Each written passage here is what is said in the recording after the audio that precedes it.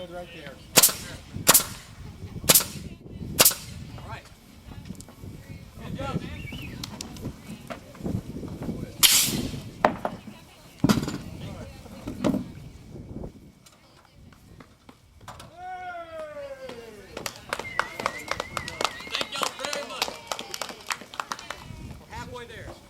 The windows for this shop came from a guy that had replaced the windows in his house in a 1920s model house.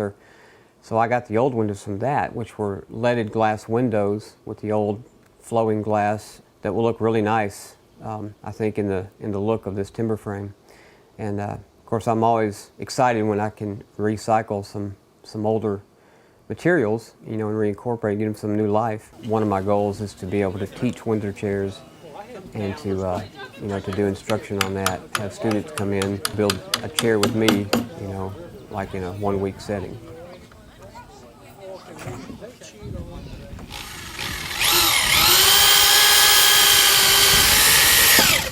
My chair making is somewhat similar to timber framing because you work on these parts for a long time. You have all these parts that you're making, and then all at the last minute they come together, and you have the finished product. Who's next?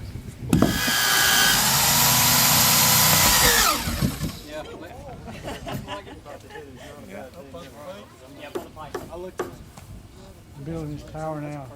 I've had it all. It's been a bad spot. It's a hard duty. Don't change. Especially right here. The first bent that went up, it was a relief to see how easily everybody came together to make that happen. It's kind of like the wooden pegs that hold this timber frame together. You know, not one peg is more important than the other, just like everybody that's raising the barn. It takes many pegs to make this barn strong, and it takes many people to raise the barn.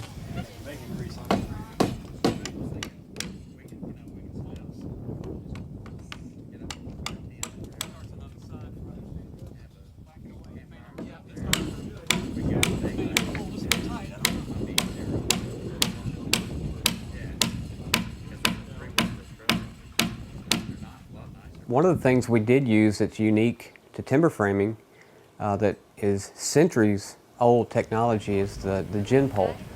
It's the gin pole we used is it was just a hickory tree that was 18 feet tall, and we used it to put a block and tackle, which is a series of pulleys and ropes that we use to pull those top plates into position.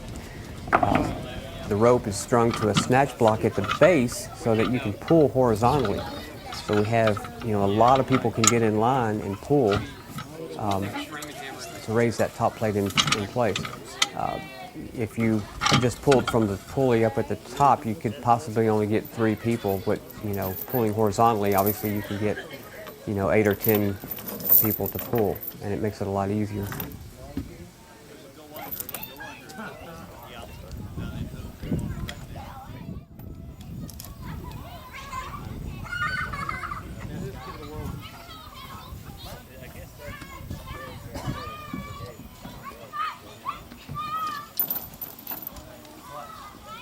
Now it's going to be nice and heavy, right?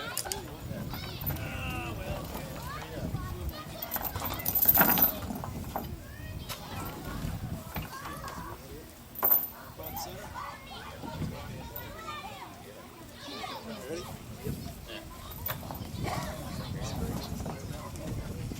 I had a strap ready. Got it.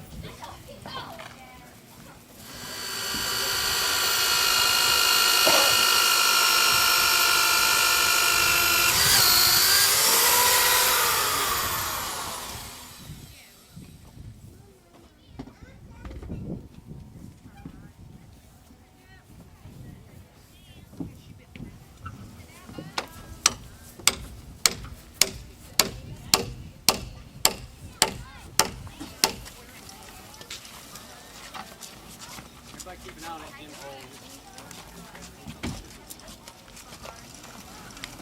Well, that'll be good. We can set one down.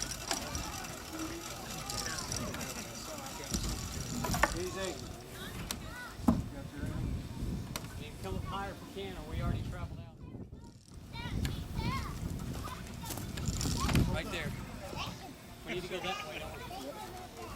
The whole time I was building this timber frame shop, or machining all the mortise and tenons and getting them to fit, it started to cross my mind with this red oak wood being green, which means, you know, cut right out of the woods. It's extremely heavy. I didn't know for sure if a barn raising was even possible. Most of your barn raisings that took place many years ago up in the Northeast were from white pine. White pine is half the weight of red oak. So we have wood that is, you know, you're looking at 1,000 pounds for each one of these bents.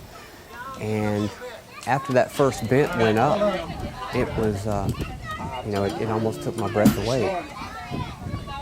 Yeah, it's in there. Woo! We there? Yeah. You get it. Look out. We get another, don't worry. Heads up. All bunions. I'm lemon. Yeah.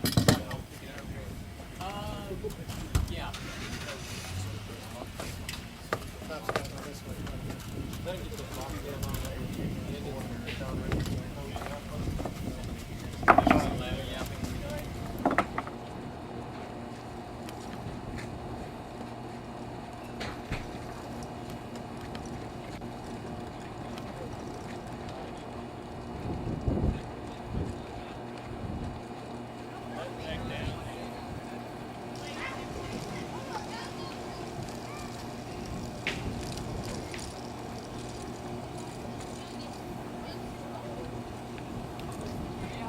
The biggest concern I had with the construction of this timber frame was the scarf joint on the top plate that holds the whole structure together. There are 10 mortise and tenons along that top plate that have to fall in place, you know, pretty much all at one time. When we hoisted up that top plate, I was really concerned if it would even come together.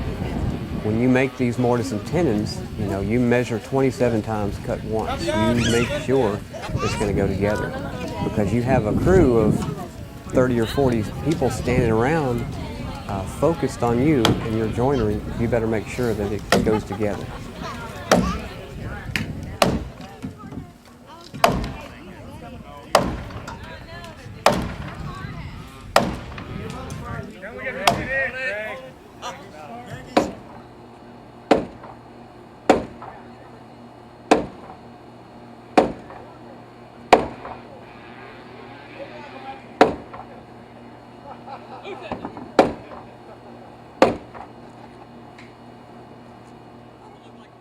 I had lots of interest in raising this barn, and I had no trouble at all finding people that were eager to help me. We had people as far as 450 miles away to come help raise the barn.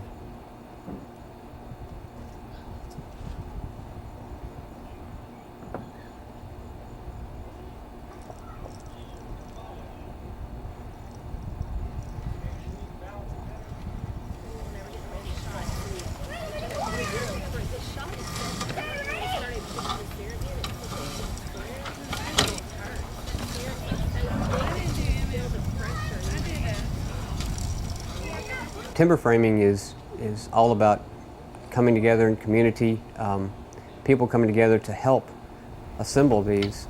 You know, hundreds of years ago, the community came together to lift a barn, and it's just, they did it out of necessity.